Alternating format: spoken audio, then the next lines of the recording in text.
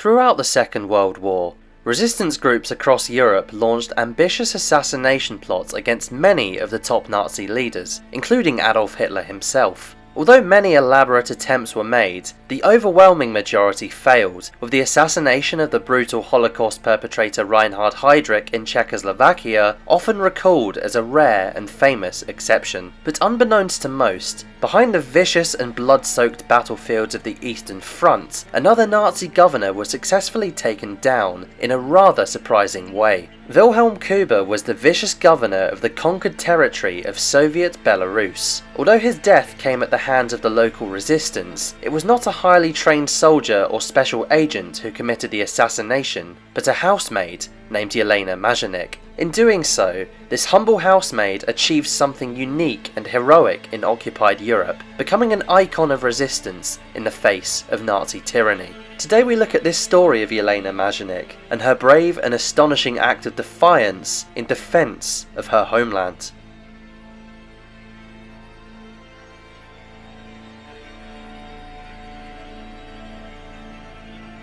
In the summer of 1941, Nazi Germany invaded the Soviet Union with the largest army that history has ever seen. Codenamed Operation Barbarossa, the Soviet Republic of Belarus was one of the first obstacles in the invasion's path.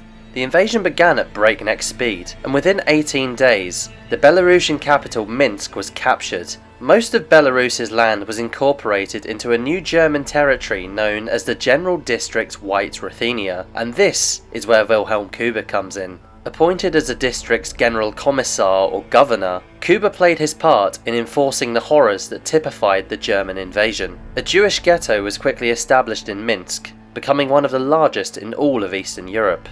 Around the same time, the Nazi leadership began drawing up plans for what would become the Holocaust, something that Kube was more than ready to take part in. Although he was actually accused by his superiors of being too soft towards the German Jews deported to Minsk, his attitude towards the Belarusian and Soviet Jews was completely different, and his districts became the site of horrific atrocities. In March 1942, Kube was involved as 5,000 Jews in the Minsk ghetto were murdered. He personally threw several children into a pit to be buried alive, cruelly throwing sweets to them as a final insult in their dying moments. The evil that unfolded in Belarus became a familiar story across much of occupied Europe as the conflict wore on, especially in the east. These atrocities unsurprisingly fueled the rise of partisan resistance movements, including one in Kube's Minsk. The Belarusian partisans faced extreme repression from the Nazi authorities, as well as increasing isolation and lack of supplies, as Belarus fell further and further behind the front line.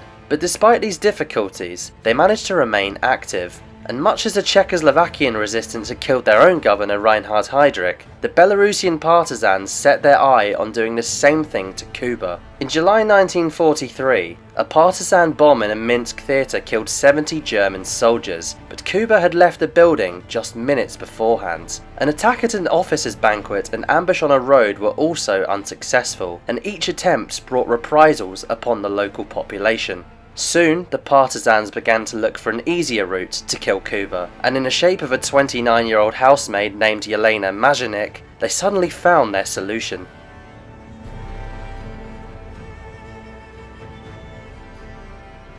In the summer of 1943, Yelena Mazanik seemed an unlikely candidate to commit an act that would catapult her to the forefront of the Belarusian resistance, even in spite of her hatred of the occupying forces. A supporter of the partisans, soon after the occupation began, Mazanik got a job as a cleaner in a German military unit. She later works in a casino that was frequented by German officers, and it was through this casino job that she came into contact with Wilhelm Kube. In mid-1943, he hired her as one of the 12 housemaids employed in his ornate and lavish mansion. As a secret partisan supporter who now had regular and close contact with the territory's governor and prime assassination target, Mazanik became a very in-demand woman. She was soon contacted by agents named Nadezhda Troyan and Nikolai Koklov.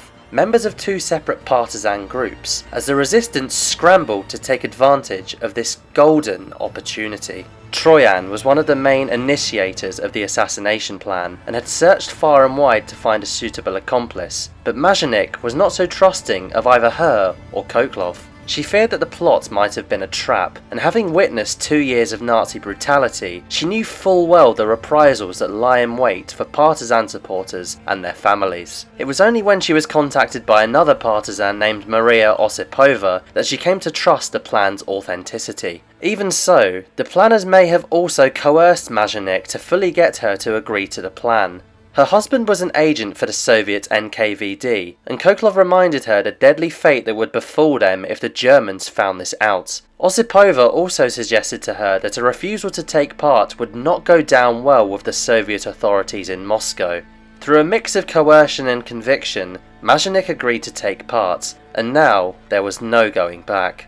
But first, knowing the inevitable consequences if she succeeded, Mazanik wisely made preparations. She ordered her fellow partisans to smuggle her entire family out of Minsk before the plot commenced, to try and keep them out of reach of the reprisals that would follow. With this completed, then came the matter of how the assassination would be carried out. A plan to poison Kube's food was shot down by Mazanik when she pointed out that this might accidentally kill his children instead.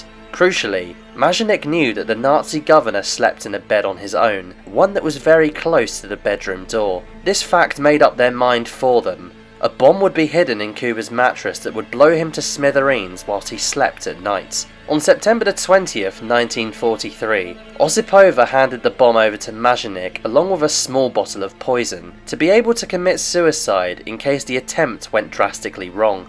The following morning she arrived at work as normal, the unsuspecting guards at Kube's house not bothering to search her as she entered. After changing and hiding the bomb under her dress, Mazanik quietly waited for the opportune moment. By late morning, the house was almost empty aside from a small number of housemaids. Without hesitation, Mazanik rushed into Kube's bedroom and placed the bomb under the mattress as planned. She quickly left the house, claiming that she had a toothache and needed to see a doctor, but her moment of heroism was now only a matter of time. In the early hours of September 22nd, the bomb exploded. Kube was instantly killed, and his wife and children were unharmed by the explosion, rendering the plan a complete success. Meanwhile, Mazanik had already been evacuated from Minsk, slipping away from the grip of the occupiers. With Kube dead, she had fulfilled her role as the perfect assassin, the ideal and unsuspected conspirator for such an ambitious and daring mission.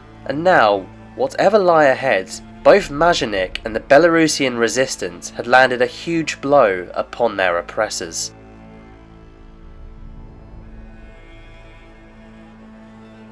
The assassination of a district governor was met with the inevitable wave of brutal and bloodthirsty reprisals from the remaining Nazi authorities. In the days after Kube's death, 1,000 male civilians in Minsk were indiscriminately murdered, and thousands more were thrown into concentration camps. The fact that the assassin and her family were now out of reach would only have fueled the Nazis' rage even more, and to make things even worse for them, Mazanik had now linked up with the partisans and fought with them for the rest of the war, remaining a constant thorn in the Nazis' side. Within a year of Kube's assassination, the Soviet Red Army marched into Belarus and liberated it from the Nazi occupation.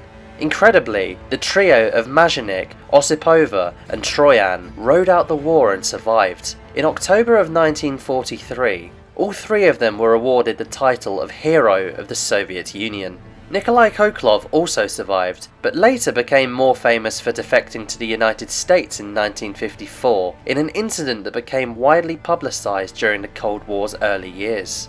After the war, Mazanik lived a quiet life, becoming a librarian at the Belarusian Academy of Sciences. She passed away in 1996 at the age of 82. Today, her name is not particularly well known outside of Belarus, especially when compared to the Czech partisans Jan Kubiš and Josef Gabčík, who carried out the much more famous Nazi assassination of Reinhard Heydrich. But nevertheless, Her brave act of defiance and participation in a dangerous and hastily assembled assassination plan marks her out as a unique figure in the history of the Second World War. A humble housemaid who took down a Nazi governor, succeeding where so many well-equipped, highly funded and specially trained agents from all over Europe had failed. And not only that, but doing it against an individual who typified the Nazi regime's genocidal drive to the east and inflicted such atrocities amongst her fellow Belarusians. Pushed to do so by the partisans who engineered this plot, Yelena Mazanik stepped up and fulfilled her destiny as the perfect assassin, a beacon of hope and an icon for all of the peoples of Nazi-occupied Europe.